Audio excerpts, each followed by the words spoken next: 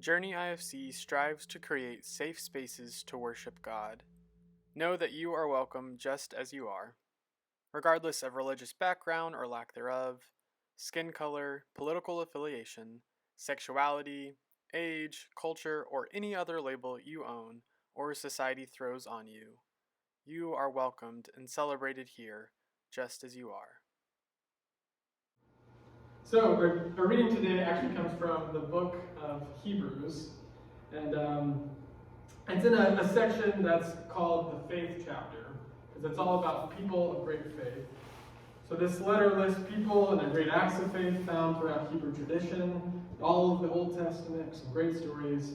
But included in this list are some really interesting people. There's faithful rulers, there's adulterers, there's liars, there's prophets, there's immigrants, a lot of them are immigrants, there's tricksters, there's murderers, there's sex workers, and there's much more in this list.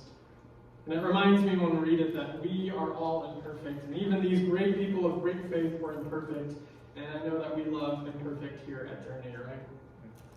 So this list is a reminder of those who have come before us, all of the people in our history. This is All Saints Day, or Dia de los Muertos, the next 2 days.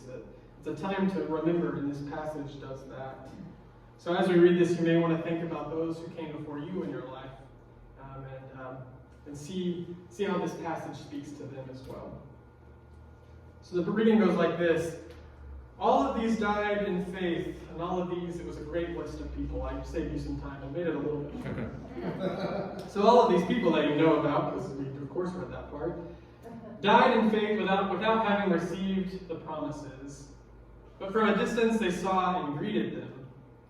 They confessed that they were strangers and foreigners on the earth. For people who speak in this way, make it clear that they are seeking a homeland. By faith, the people passed through the Red Sea as if it were dry land. But when the Egyptians attempted to do so, they were drowned. By faith, the walls of Jericho fell after they had been encircled for 7 days. By faith, Rahab, the prostitute, did not perish with those who were disobedient, because she had received the spies in peace.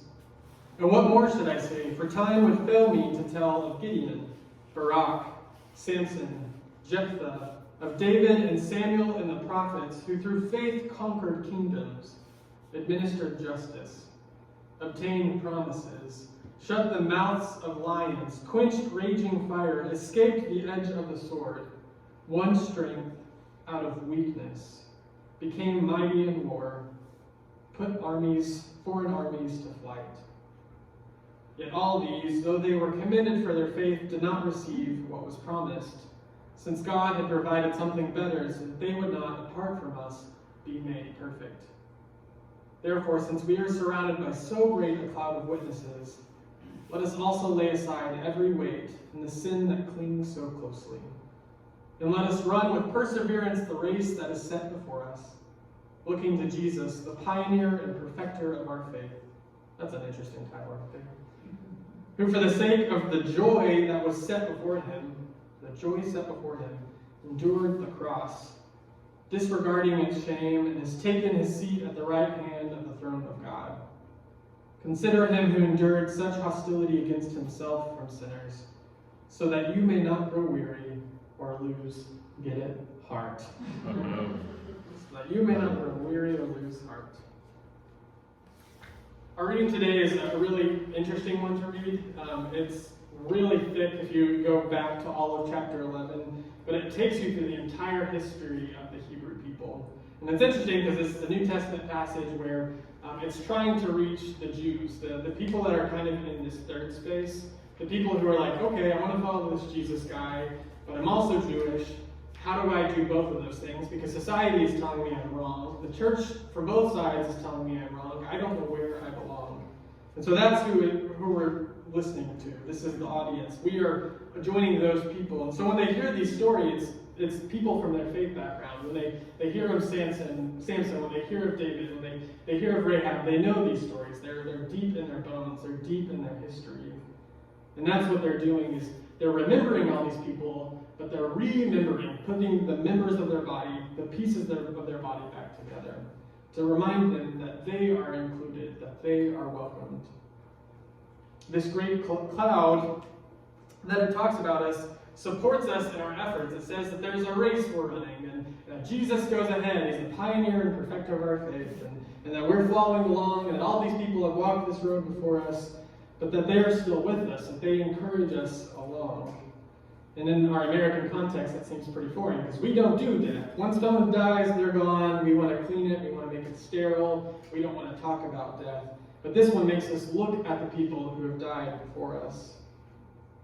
And it says that with their help, we can endure. And it says that with them, we can endure in a way that will make us not lose heart. Journey, we have a heart here, and it's crazy. No matter how many people are here or how many people agree to come to trunk or treat or whatever, we always have people show up, ready, willing, excited, happy, and every week we have new people just come in. There's some heart here that's beating strong, and it reminds me of all the greats who've come before us. I think of David Gentiles, and I know Rick isn't dead, but he's gone, and I think of all of the many people. We could name so many hundreds and hundreds of people who have walked through these doors, and those hearts are joined with our hearts in this great cloud of witnesses. Another thing this passage is about is death. It's about all the people who have died before us. And today we remember these great people, but we also remember the screw-ups. Because when you're looking at the list, it's not just this clear, like, oh, they were great, they lived a perfect life, they were clean, they never got their shoes dirty, they were great. No, these are people who mess up time and time again. And it reminds me of Nadia Bolz-Weber, who is a Lutheran priest. She wrote a book called Accidental Saints. And it starts actually with All Saints, is where her book starts with. And it talks about a tradition which she's like, I think I got this from somewhere in like Finland or something, but where they make cookies of the people that have died before in the year, and they decorate cookies. And she's like, I might have made up this tradition. I don't know. But she talks about, in doing this, she was getting a list of all the people in her church who had died, but people were invited to add people. And one day she was walking and she saw this church, and she saw that it was planted by a woman, and it was a really old church, and she was like, wow, this is crazy. Alma, who is that? Well, how could they plant a church? That's crazy. So she started doing her research, and she found out she was this really strong feminist, and she was like, yeah, this is awesome. She kept digging, and she found that she was a member of the KKK, and that she was anti-Semitic and anti-Catholic, and did some really terrible things. And Nadia Bolz-Weber was like, well, crap. I had this great saying I was excited for, and she was telling a pastor friend about it, that I was so excited. I found this woman who planted a church, and then I realized she was messed up. And the woman said, oh, I'll add her to our list of saints. And Nadia Bolz-Weber was like, what? Like, what are we doing? But she started thinking about all the people in her life who accidentally became saints. When they were doing their normal thing, somehow they showed up and let God show up through them. And so that's what we do today. We remember, we put back to the body, we remember the stories of our history. We're a narrative faith, we love stories, so we remember these great things. But we also remember the screw-ups, the people in our life who weren't perfect, who messed up, who maybe hurt us. Those people we remember today. Those people are joined in this great cloud of witnesses. One of my favorite holidays, which I actually didn't come to until I was actually looking at seminary, is Dia de los Muertos, or Dia de Muertos, if it's correctly named. And it's this Mexican tradition where you remember the people who have died in your life and your family members, and you honor them by building an ofrenda, which means offering in Spanish. And so it's an altar. That's what we have up here. We'll get to engage with that in a bit. But this actually is a really old tradition. It comes from thousands of years before then. It's really ancient, where they honor the dead. And this is like a pre-Hispanic tradition. And this actually was, I think, done in springtime. They usually did it. But then when the Catholics came through and they colonized, they said, oh, this is a weird tradition. We're going to make this something Christian. And so then they put it on All Saints. And so we actually celebrate it at the same time as All Saints. But that's a colonial influence, unfortunately. And so what happens is there's 2 days of this celebrating the dead. So November 1st is honoring all the children who have passed away. So when you look up here, you'll see there's toys to remember all the children. And the idea is that you put things up here because then their loved ones can come and have them. And they get to take the spirit of that thing back with them into the spirit realm. And then the second day, you remember all the adults. And what you do is you go to You go to the cemetery, you clean their plots, you honor them, you eat food, you give them food, you celebrate, you tell stories about them. It's a lovely tradition. And my first time ever doing it was whenever I went to Discovery Weekend, which, crazy enough, is this weekend at the seminary. And so we went, and they were like, we're going to do this service, and I didn't really know a lot about it. But we were invited to come forward, and we got these little cards. Let me grab one.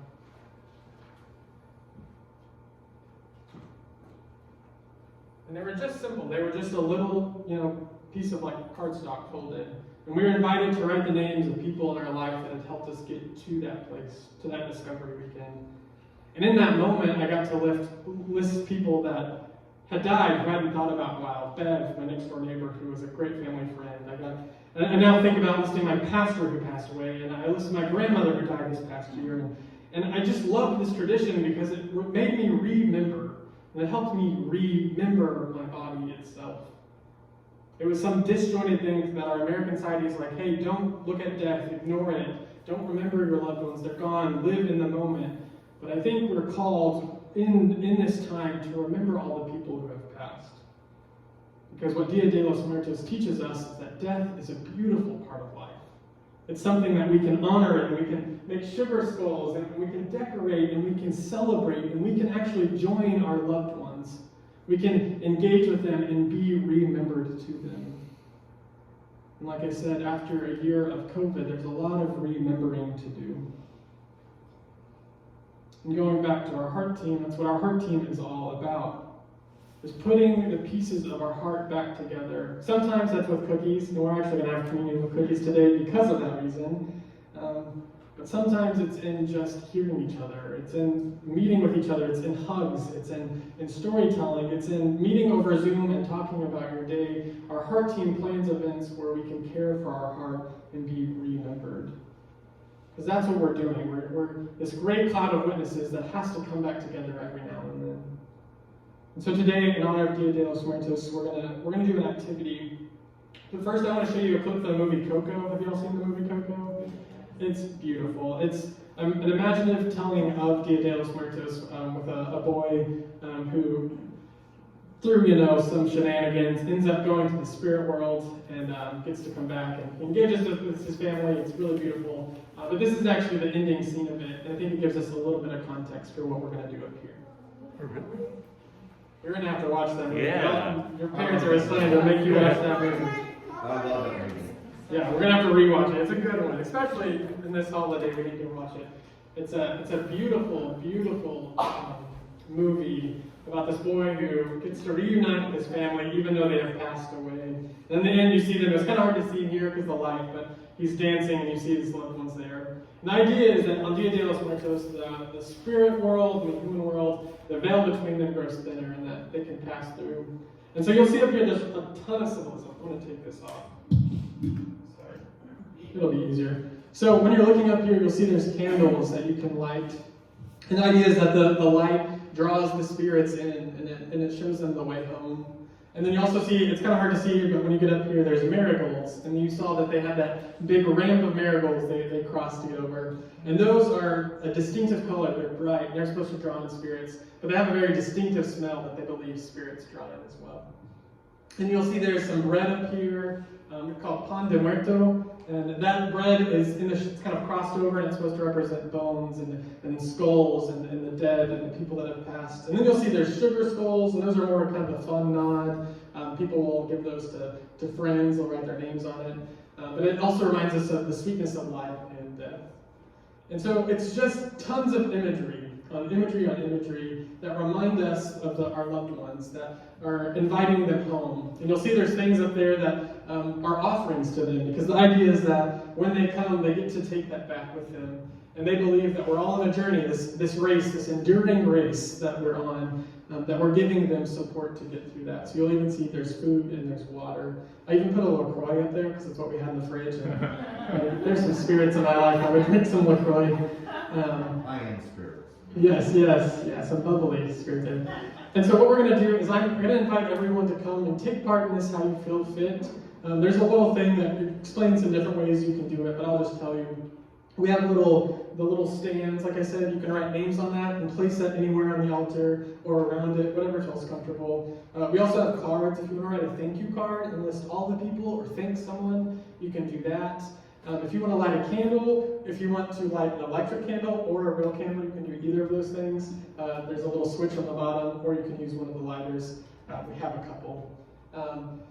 Trying to think what else. You can also ring one of the bells. We have a bell just like we did at the beginning of the service. If you want to do that for someone who's passed, you can do that as well. Brian will play some music for a while, but take your time. Really just live into the space and remember. And if you want to sit and talk about people who have passed in your life, you can do that too. Whatever feels comfortable. I'm trying to think, is there anything else I forgot? If not, I hope the Spirit moves and will teach you. So I invite you to take part in the remembering.